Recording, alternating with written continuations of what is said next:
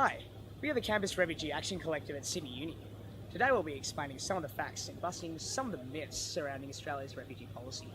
As some of you may know, the Australian government is currently detaining refugees and asylum seekers in offshore prisons.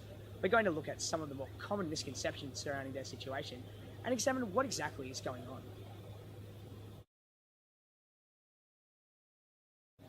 The United Nations defines a refugee as a person who is outside their own country and has a well-founded fear of persecution, maybe due to their race, religion, nationality, member of a particular social group or political opinion, and is unable or willing to return to their home country.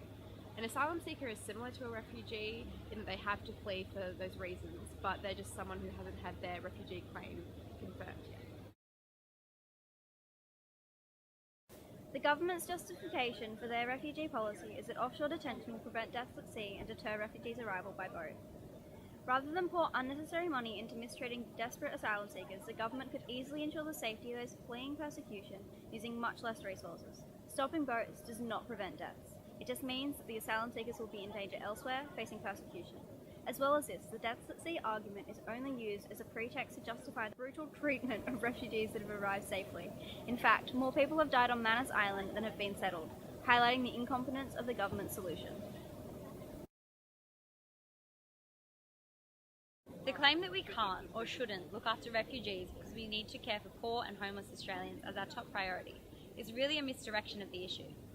Australia has more than enough money to provide services for impoverished Australians, as well as the asylum seekers, whose numbers are tiny in comparison to the population. In fact, the government wastes $400,000 each year on keeping a single asylum seeker detained. This is clearly a reckless and inhuman waste of money. These funds could be put towards social programs such as helping people find employment or provision of social housing, raising people's living standards, instead of causing pointless suffering. It's absurd to claim that settling asylum seekers is causing a drain on our economy when our government refuses to take any action on multinational corporations who avoid paying a cent of tax. People say we're full and we can't take any more people. Australia takes less than 20,000 refugees each year. That's less than 10% of the 200,000 people who immigrate to Australia every year. Meanwhile, there's 3.5 million refugees in Turkey and over 1 million refugees in Jordan. We can take more.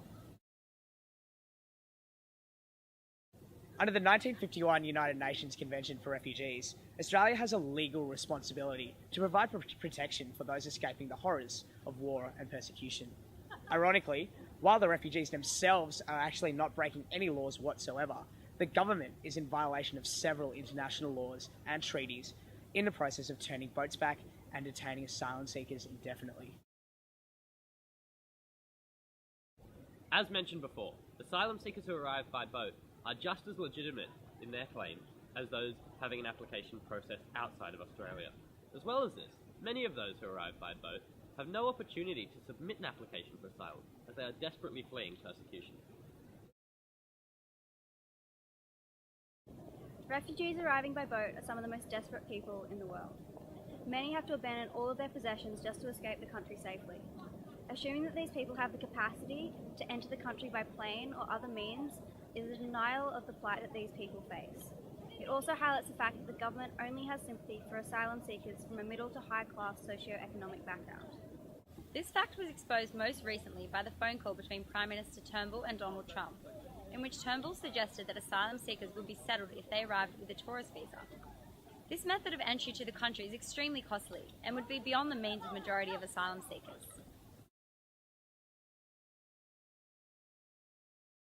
With Manus set to close and nowhere to resettle refugees, we have every opportunity to demand that refugees are brought to Australia.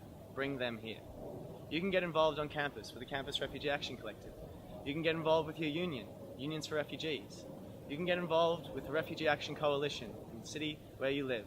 They're all around the country, and together we fight to end offshore detention. Bring them here.